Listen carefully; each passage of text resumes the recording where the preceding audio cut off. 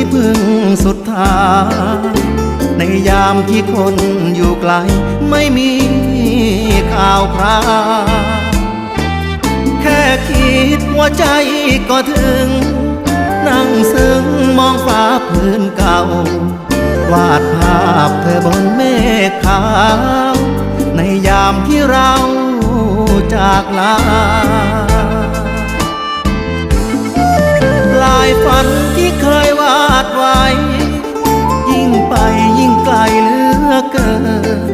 ยามที่สองเราห่างเหินกลัวลืมสัญญางานหนักอยากพักชั่วคราวหอบใจเงาหน้าลักลอบออกจากเมืองฟ้ากลับบ้านคืนไปหาเธอ